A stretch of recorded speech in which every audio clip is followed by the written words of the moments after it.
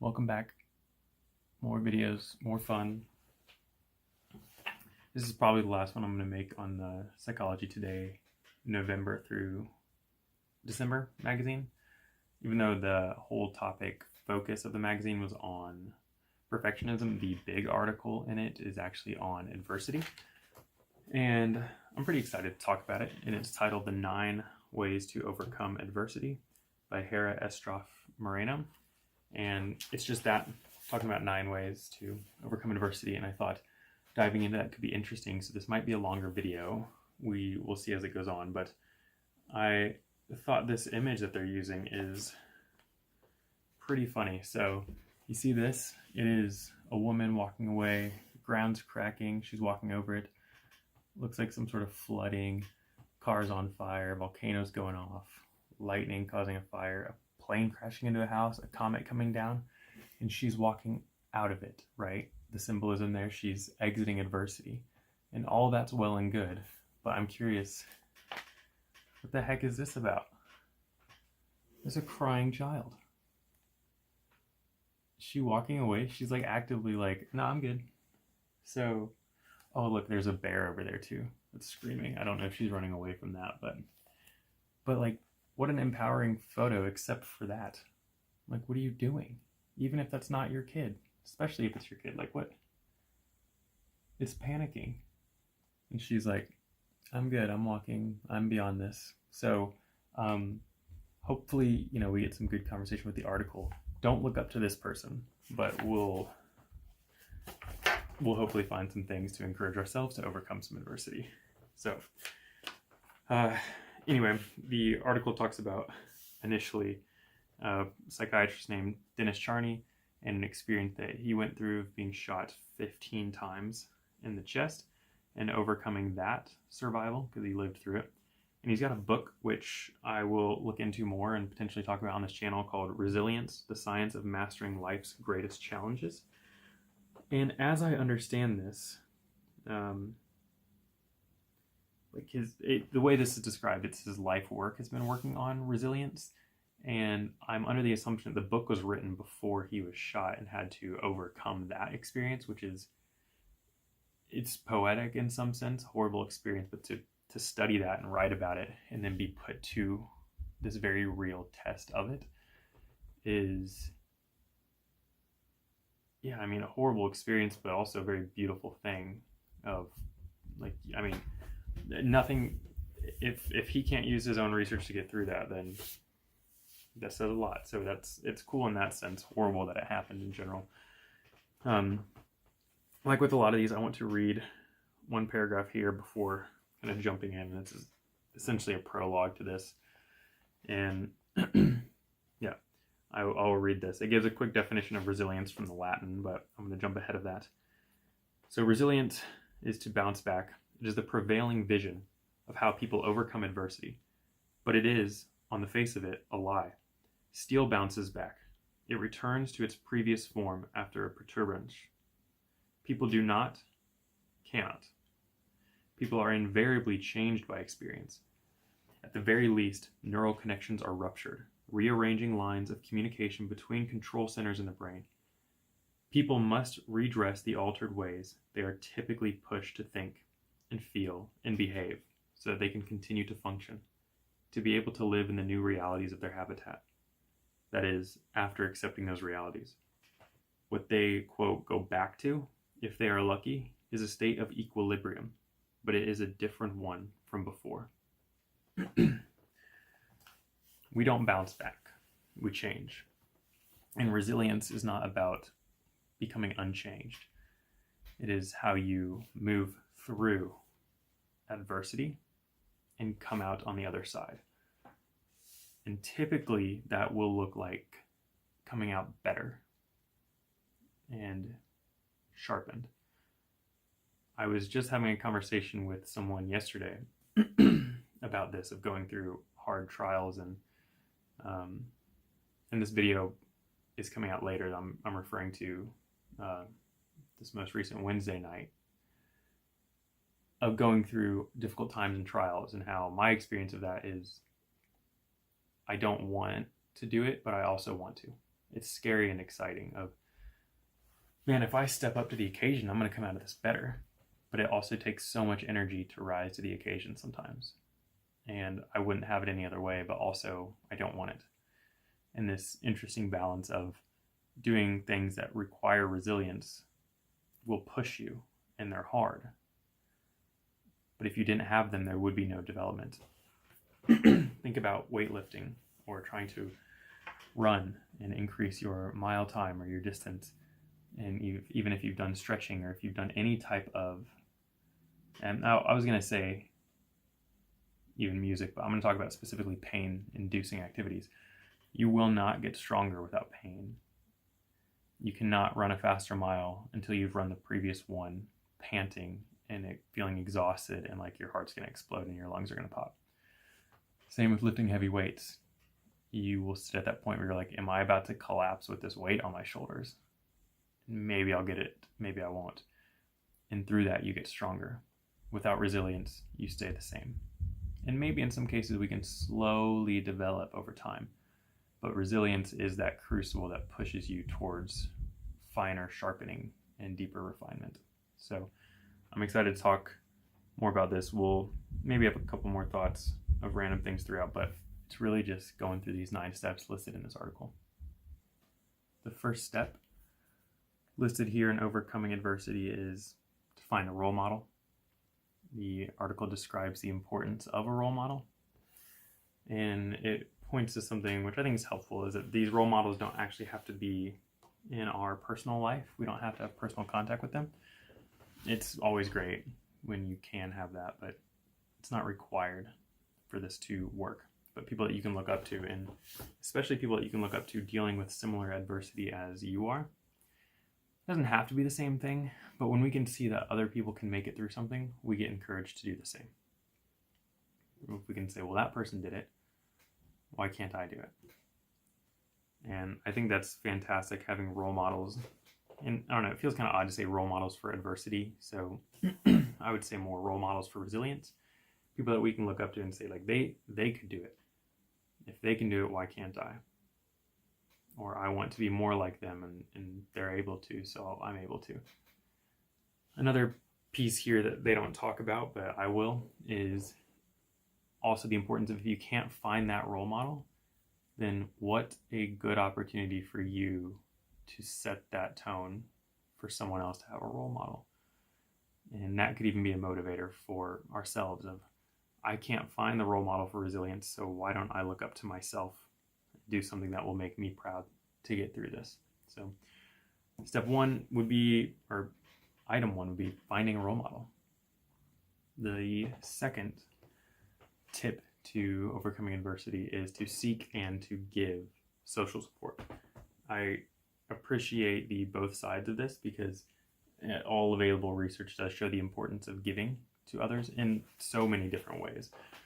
This way specifically, I should say, it supports the benefits of giving social support and giving in general. So receiving social support, we know that positive relationships are integral to healthy living. It's, if you've watched any of my videos, enough of them, you know that it's one of the 5 main mental health things that you have to have in check for good mental health. And it is relationships, community, healthy and positive ones. This points out that the information that we already know, but that it, in this example, boosts self-esteem, improves immunity, and lowers blood pressure, and helps the heart. So these are important things too. Having healthy relationships is physiologically healthy. And if I remember correctly, the longest study on longevity of people and why we live long, the longest running of those studies, has shown that the greatest factor that predicts someone's long life is quality relationships. That's the number 1 factor.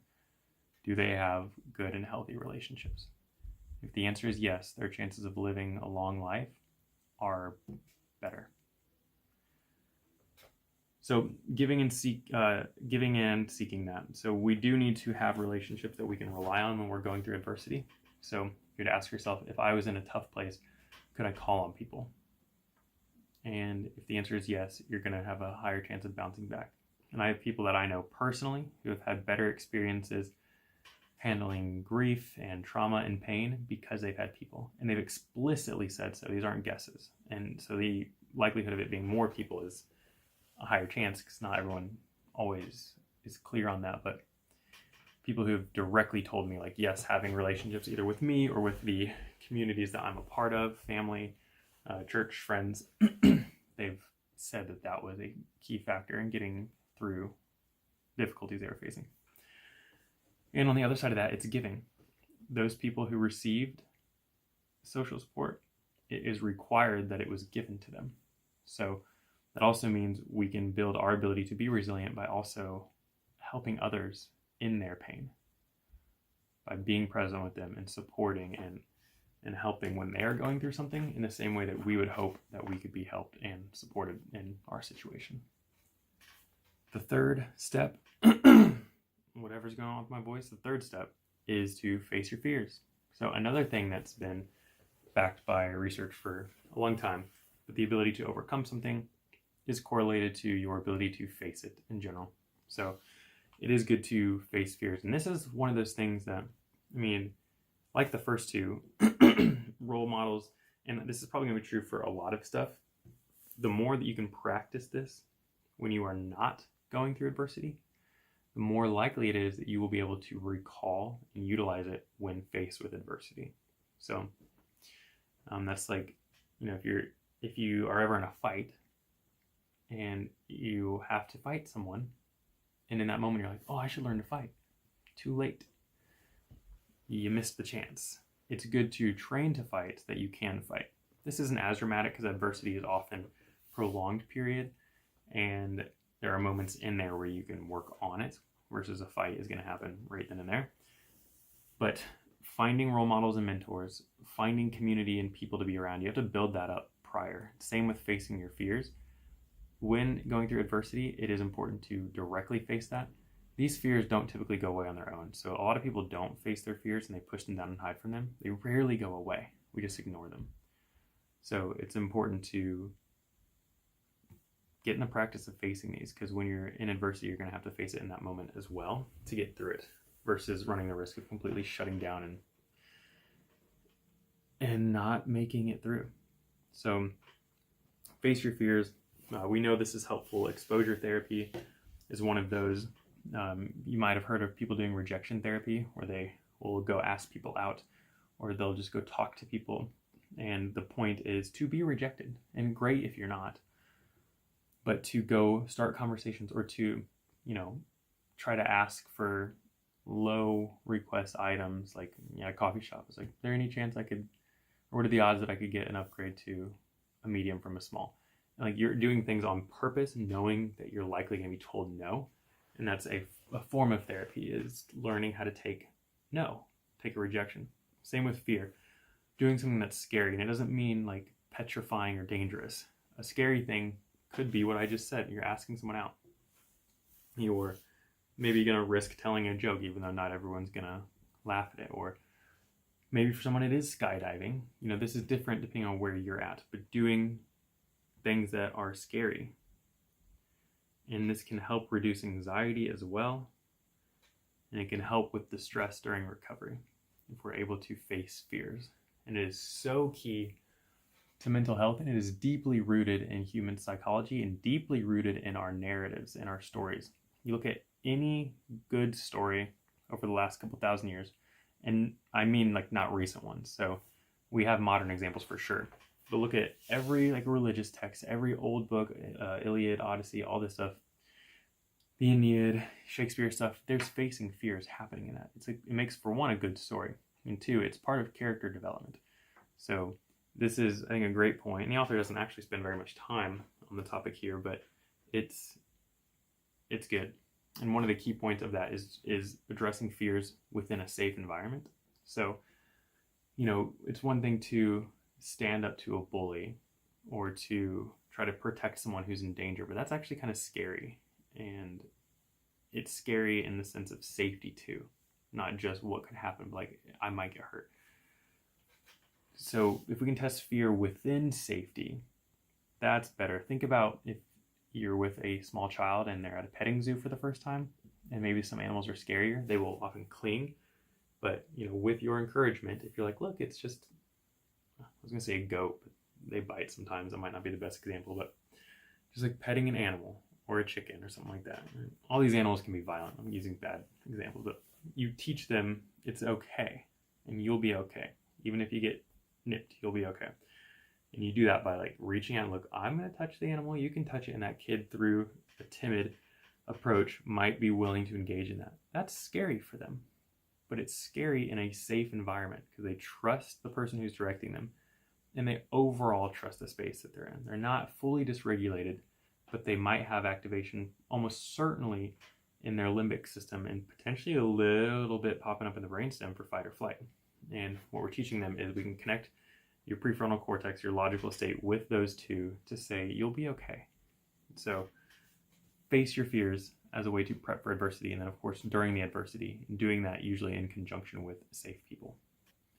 The fourth point is that of doing difficult things. Kind of connected to the last one, and one of the things I didn't mention with the last one, and with community too, social support. Doing these things in childhood is ideal. That's kind of key to this, is doing them early, but it's not required. There's better research and training this in kids for sure. Like if you have kids, or if you happen to be watching this and you're younger, engaging in these things are going to be helpful. As an adult, you can still do it. It's going to be harder. You can do it. So doing difficult things, we know that facing difficult tasks makes resilience better, and it makes you more likely to do difficult things, and it sets a bar for what difficult means. A lot of people think of something hard. Like I'm sure we can all think of an example where we heard someone say something was hard, and our thought was like, it wouldn't be hard for me. But it's a relative thing. And we've probably all heard other people say that something was easy, and we're like, that sounds hard. And it's all relative to our difficulty level and our training for that difficulty. So this gets into a little bit of the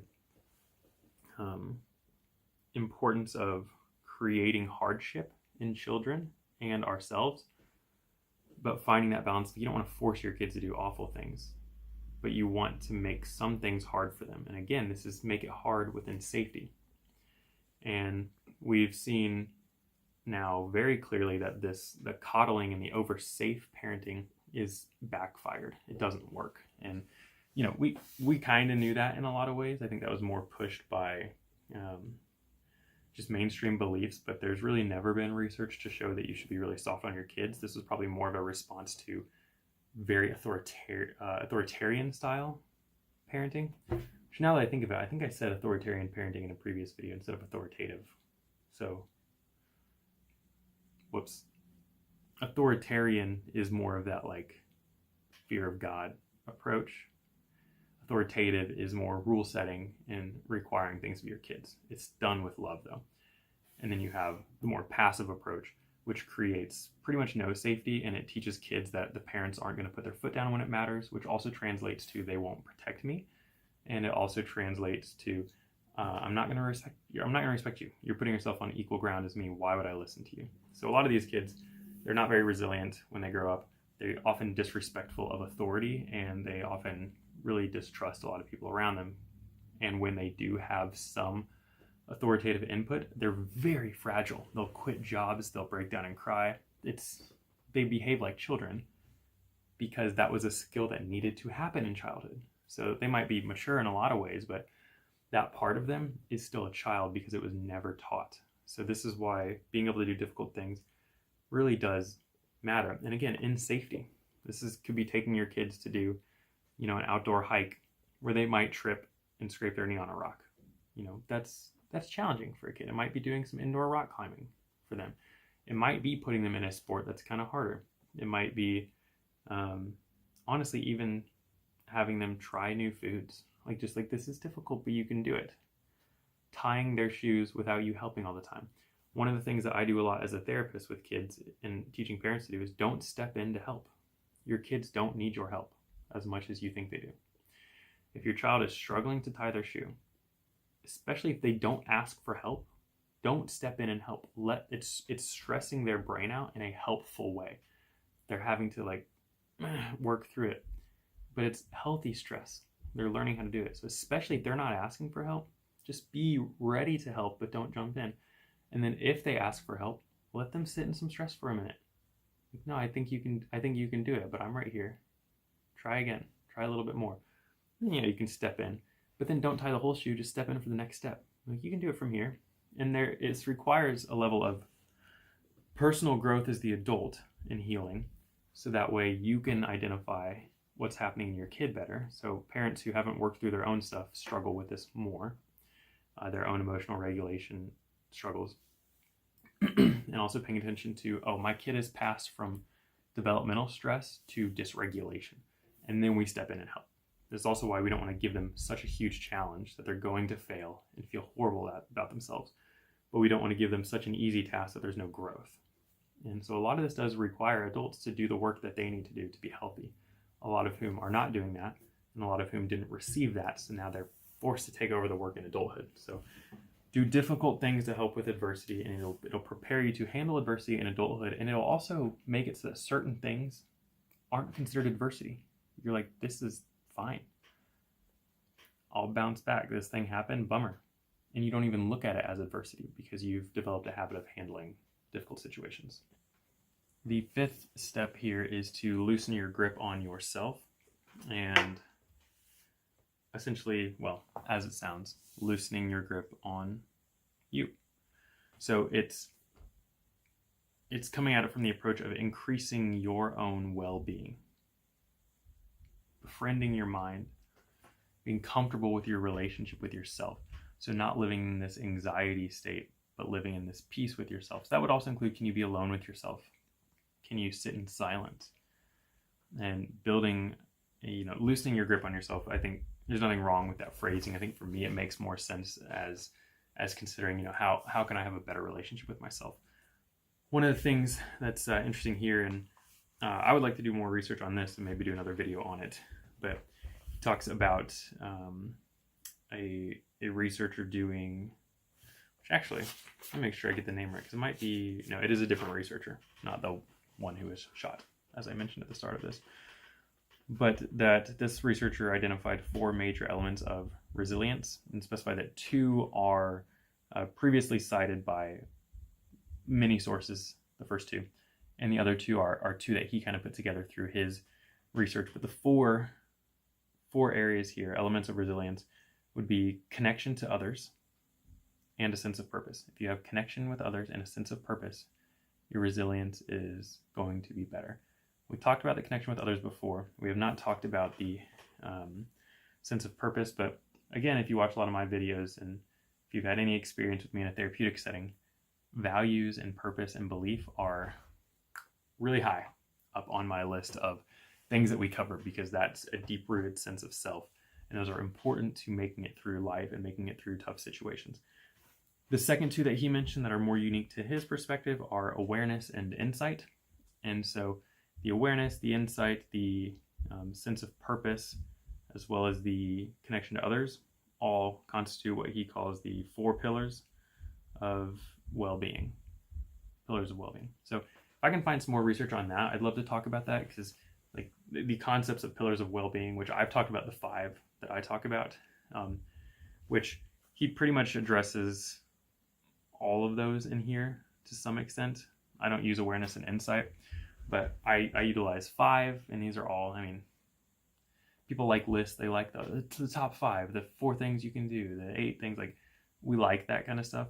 But I think they help ground perspective and clinical approach a lot of the time. So I appreciate that. But his main point with the extra 2, the insight and awareness, is that this gives us control and accountability over what happens. So accountability and control are scary, because that means now we can do something about it. It's really easy. We see this a lot in our culture, where we point the finger at other people. You're the reason why I'm in this position. And this is, what we would call victim mentality. And there are real moments where people are causing issues to us. And in that moment, also, who cares? So what?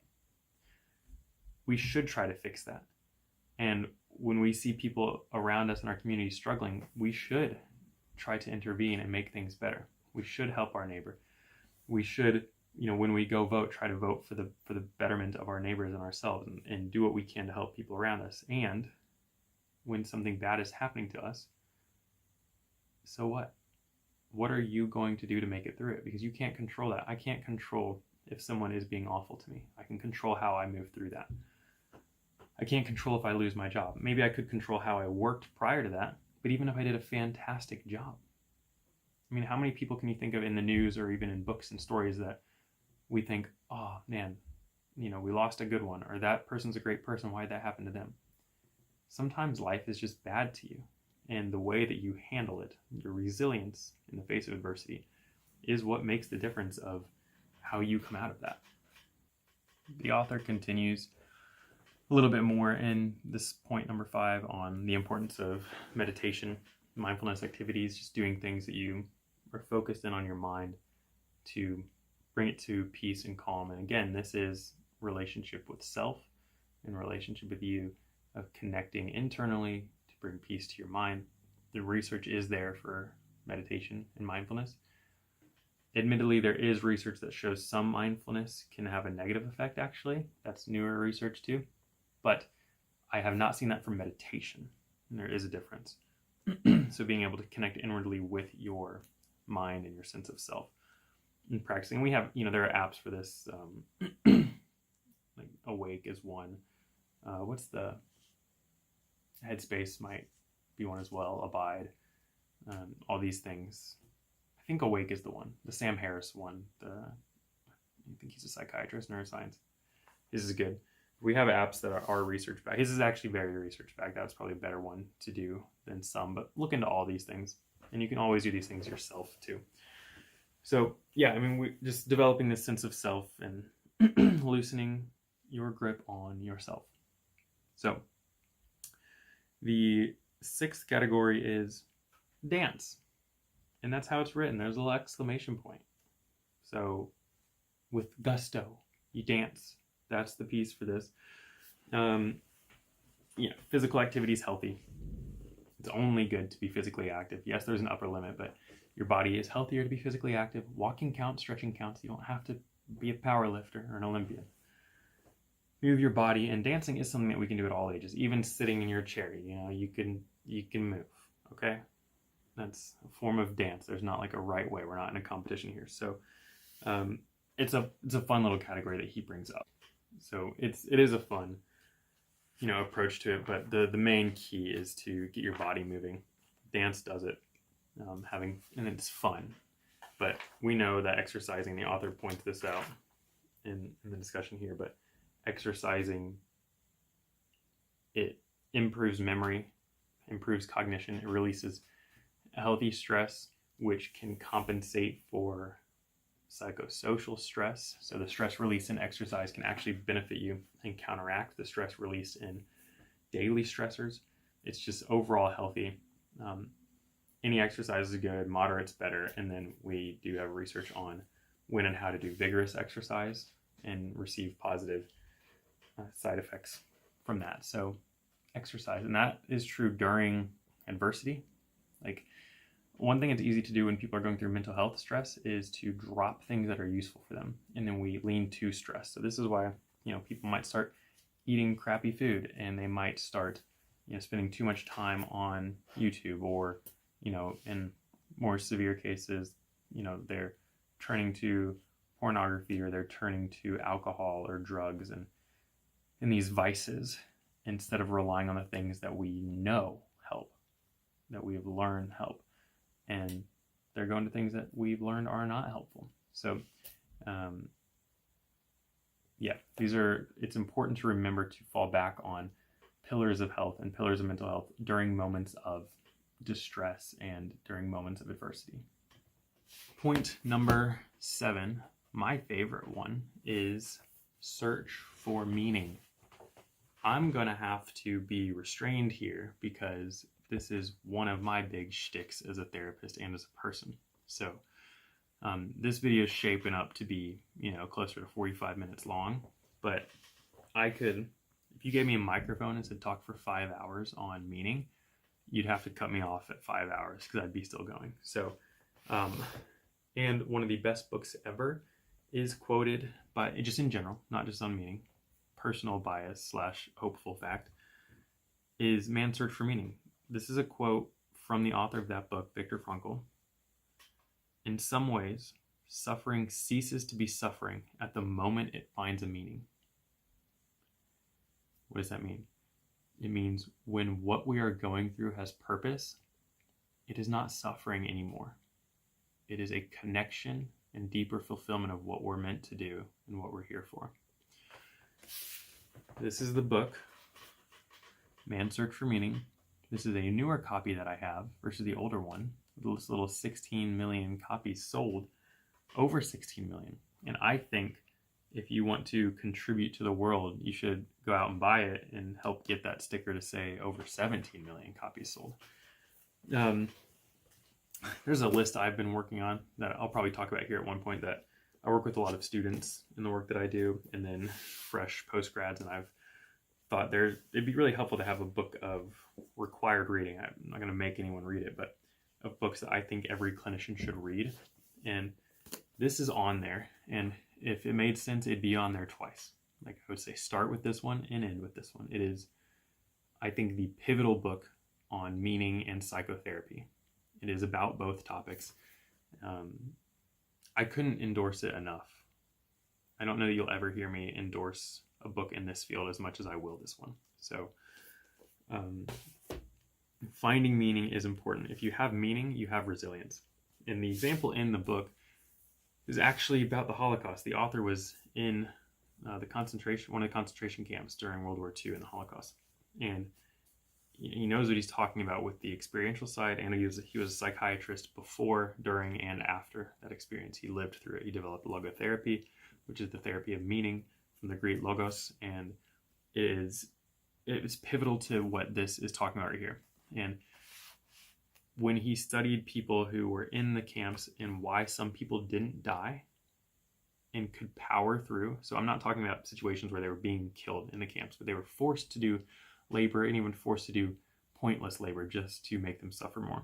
And some people just were able to do it and to move through. And he learned that that's because they had meaning. He was in a camp with men, so he knew that they had wives that they were trying to get back to. And when I say he knew that, it's because he knew their story and they told him. They would say, I have a wife to get back to, or I got separated from my kids, I don't know what happened, or God has this purpose for me and I haven't fulfilled it yet. They had a reason to survive this pointless suffering. Versus people who just collapsed and gave up, which sounds harsh, but we do just give up. People can willingly die sometimes. I'm not trying to be crass with that, but you think about people who are older and they let themselves go and they let themselves die, and that's not a defeat thing. Sometimes people, we've all heard, I think, the stories of couples who, one partner dies and then the other one passes away right after. And there's a willfulness involved in that, and it's not necessarily a sign of weakness. But my point there is we have something in us that can propel us past certain points. Not always. A bullet to the head's a bullet to the head. But there are moments where we can muster that energy up. I'm not the type of person that does well staying up all night. It's pretty rare that I can do that. And it's especially rare that I can do it with something I don't like to do. Like if it's a work project or a school project, I fall asleep.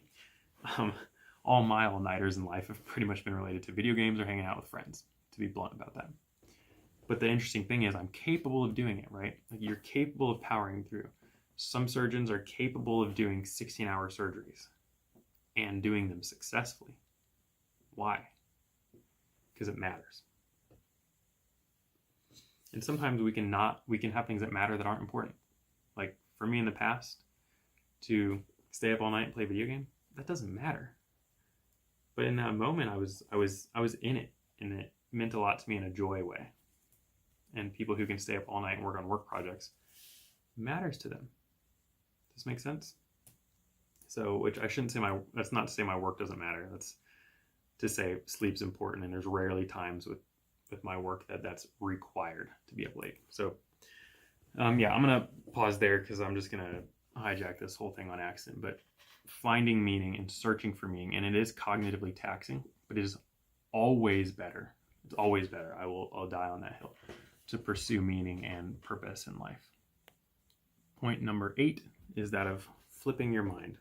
And the author talks about the ability to take in stimulus, emotional experience, to process that, to flip it, and to then act in accordance to what needs to be done, described here as affective flexibility. If you're the type of person that is interested in stoicism, they're talking about stoicism in a emotionally active way. That's a misconception that stoic is like flat. I'm right to the point. I'm direct. Stoicism is more, it's very self-driven, individualistic in a lot of ways. Society matters and we do our best for community and family, but it's I control my emotions. I take in stimulus. I take in emotional experience. I process it quickly and I act. So I would argue someone who's a true stoic is going to be multiple steps above the average person in handling emotions healthily. So not all of them, but that's kind of the idea there. And this is talking about that, being able to flip your mind to have a moment, take something in, and deploy workable strategies to move forward. So it's not ruminating and it's not wallowing in self-pity with something that's happening. It's, this is my circumstance. Now I have to act. And that doesn't mean we don't grieve or we don't sit in pain for the necessary amount of time. What it means is we don't stay there longer than we need to. And we jump into action. We process the experience. And that's done fully. So that means something bad happens and we go, oh, we just take it in. And we're like, this is happening. I'm not denying that it's happening. I'm not rejecting that it's happening. It's real. And I take it in.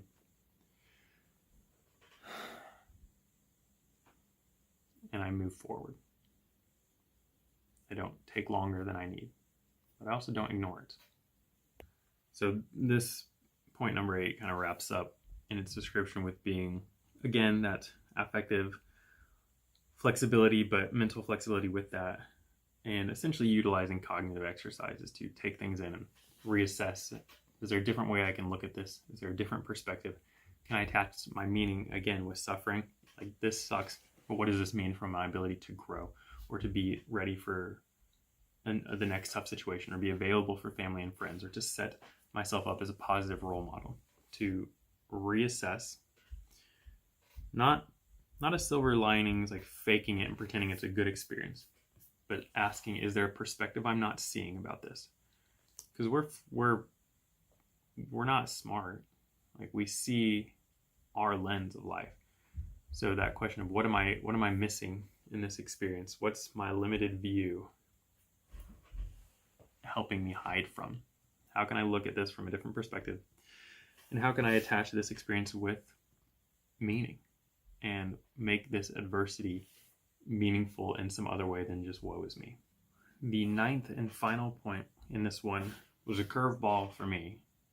It's a perfectly fine point, but it's called balance your bugs, but it's actually talking about gut microbiome, which we talked about a couple days ago.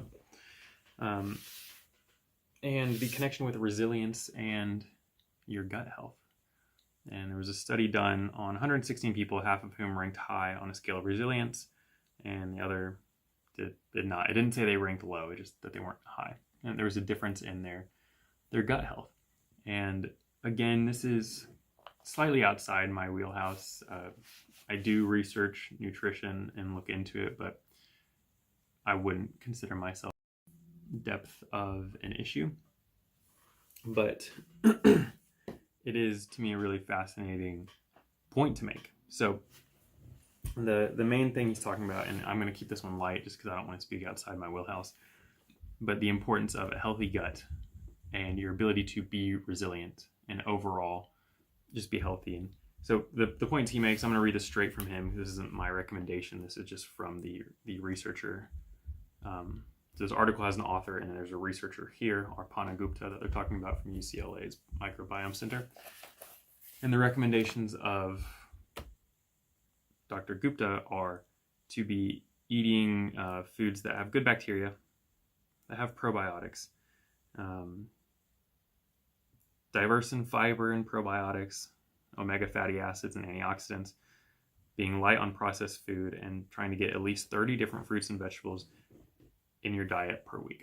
So again, I don't have an opinion on that, but you can roll with that info and look into it more yourself. So all said and done, when we're looking at 9 ways to overcome adversity, we have find a role model, seek and give social support, face your fears, do difficult things, loosen your grip on yourself, dance, search for meaning, flip your mind, balance your bugs.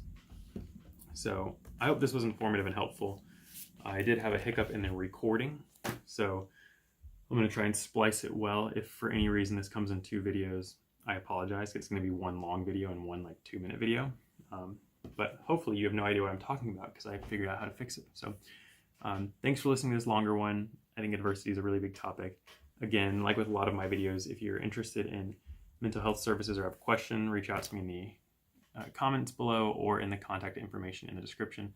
And I look forward to continuing talking to y'all. We're probably done with the Psychology Today material, and I plan to keep these daily videos up for a while and maybe talk about research, other things coming out, maybe off the cuff thoughts from things happening in the zeitgeist, so to speak, and keep going from there. So thanks again for joining. See y'all.